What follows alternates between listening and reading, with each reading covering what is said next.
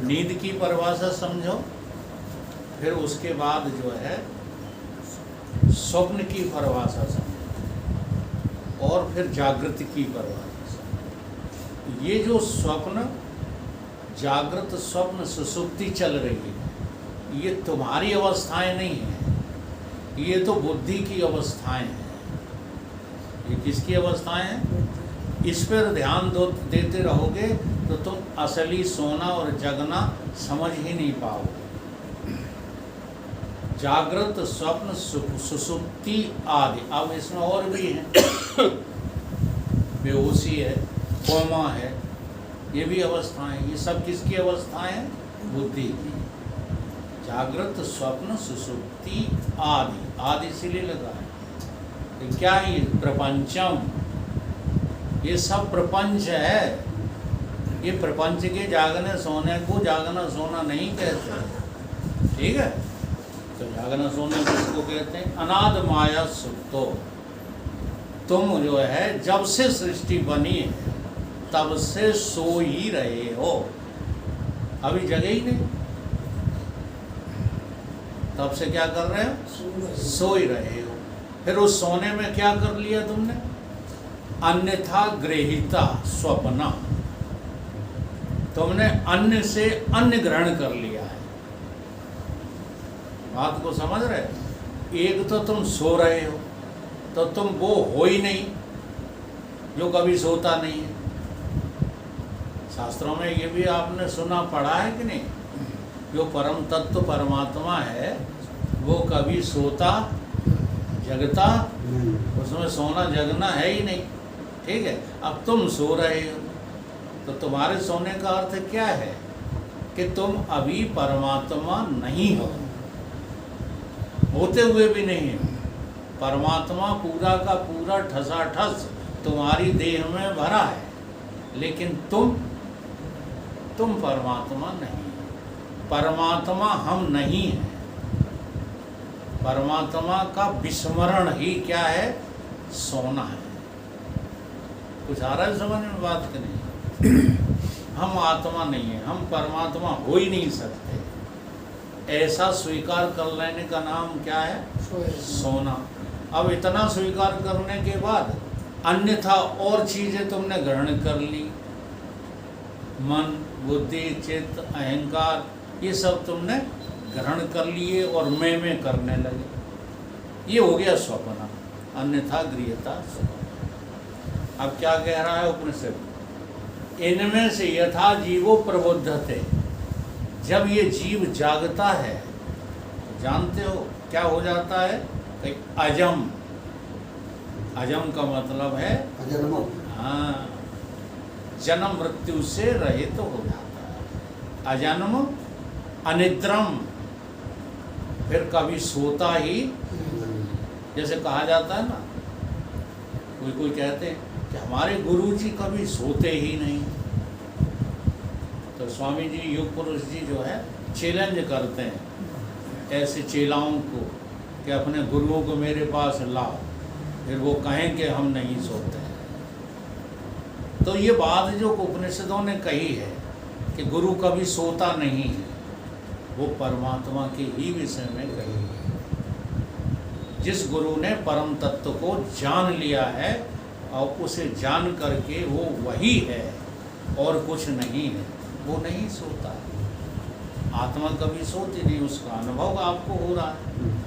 जागृत के दृष्टा आप, स्वप्न के दृष्टा आप, और सुसुप्ति की दृष्टा।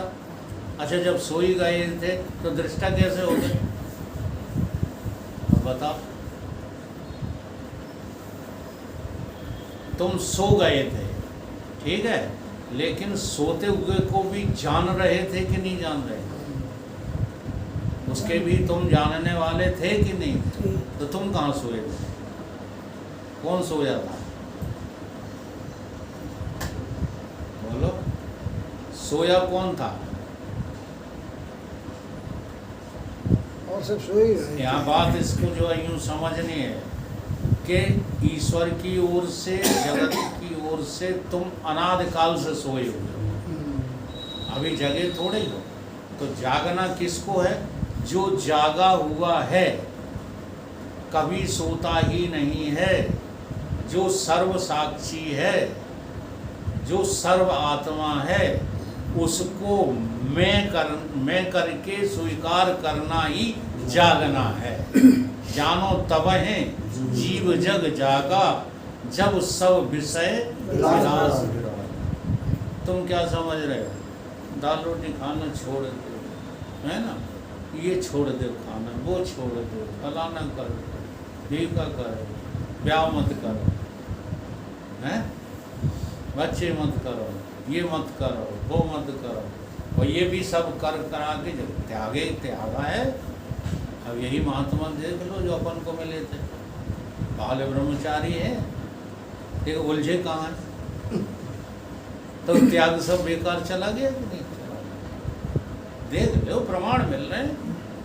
सारी जिंदगी तुम त्याग के बल पर जिए, अब अंत समय में ढूंढते फिर रहे हो कि हमें कोई उत्तरदायी मिल जाए। क्या बता रही है आपकी बुद्धि? कि त्याग हुआ ही नहीं है, क्योंकि बिना समझ के त्याग नहीं होता है। त्यागी हुई चीज को क्या त्यागे? एक बहुत बढ़िया चौपाई है रघुनाथ जी, संग्रह त्याग की होए बिनु जाने। सुन रहे हैं धनपाल, क्या नाम है, विजयपाल। जिम भुजंग बिनु रज पहचान है, नहीं उसी की है।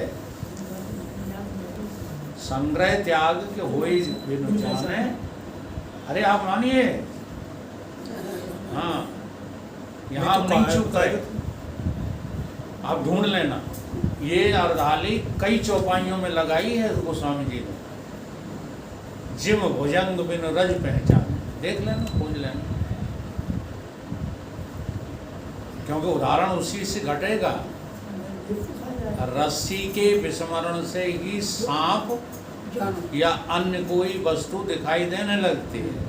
अब जब वो दिखाई देने लगती है तो तुम उसको जो है त्यागते हो या ग्रहण करते हो। सांप की जरूरत है, वो तो सांप को ग्रहण करेगा, और जैसे सांप उससे डर लगता है वो सांप को त्यागेगा। तो ये त्यागना और ग्रहण करना ये झूठा है कि सच है? झूठा है। इसीलिए कह रहे हैं संग्रह त्याग किया नहीं जाता। अपने आप को जानने पर संग्रह त्याग दोनों समाप्त हो जाते हैं, ये कहा जा रहा है। तो जागना किसे कहा यार? अपने स्वरूप के जो है स्मरण का नाम जागना है। स्वरूप स्मृति का नाम स्मृति लब्धा परम ज्ञानम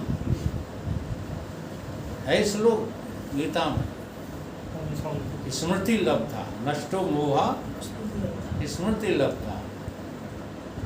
अपने स्वरूप का सुमिरण तो जानकर होगा बिना जाने, बस जानना ही जागना है, और न जानना ही सोना है। ये रोजाना का सोना जागना, ये सोना जागना, ये है हकीकत। इस सोने जागने में आप क्या करते हो? इंद्रियां सो जाती हैं तो आधा जगत खो जाता है, लेकिन अभी पूरा जगत नहीं खोया। अब अंतःकरण सो जाता है तो पूरा जगत का अभाव हो जाता है, लेकिन बीज फिर भी बना हुआ है, मिटा नहीं पाए। इसलिए जब तुम अहंकृत हुए, जो सोया था,